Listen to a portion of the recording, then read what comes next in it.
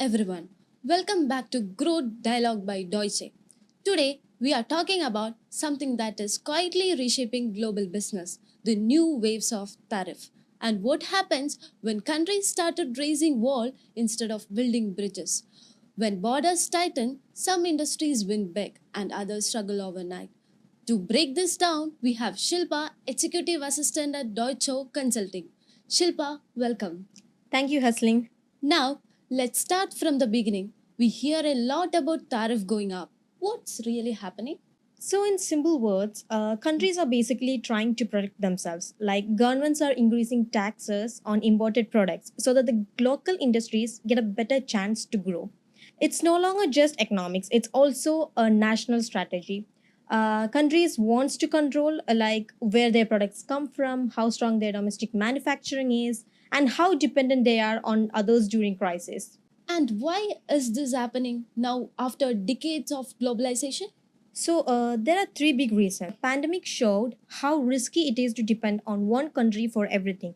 Then secondly, it's the US and China. They are in a competition for global power.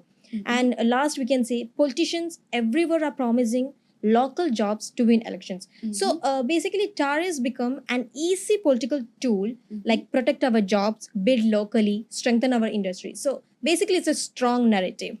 Now, let's go to interesting part. Who benefit from this actually? See, there are three clear winners. One is local manufacturers. When imported goods become expensive, like local companies suddenly look more attractive. Then second is countries that become alternate manufacturing hubs. For like example, you can say India, Vietnam, Mexico. Now they are getting new factories, new jobs, and new investments, right?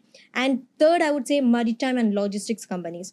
Like when supply chains change, shipping routes, freight contracts, and vessel demand also change. So shipping, consulting, and ship management industries actually benefit from this shift. And who ends up losing?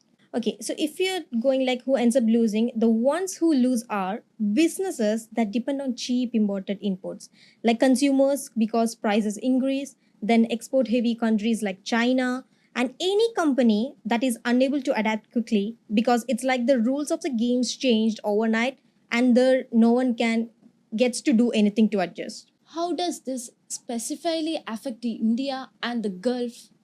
Actually, for India, this is a moment of opportunity. Okay. India is being positioned as the next global manufacturing and services hub. And for GCC, especially UAE and Saudi, they benefit because global companies now need stable trade and re export hubs. So, effectively, India builds, GCC connects, and Europe and US consume. So, this triangle nowadays become more important than ever. Okay, is that tariff trend a short term reaction or long term reality? This trend is actually a long term one because we are heading toward a world where countries form strategic blocks, not just one global market. So businesses must now think that it's multi country, not just single country. So, if you had to summarize the lesson for business in one line, I would say think globally, but place your roots in multiple jurisdictions, and flexibility is the new competitive advantage. beautifully said. Thank you, Shilpa. And thank you, everyone, for listening. We will see you in next episode of Growth Dialogue by Deutsche.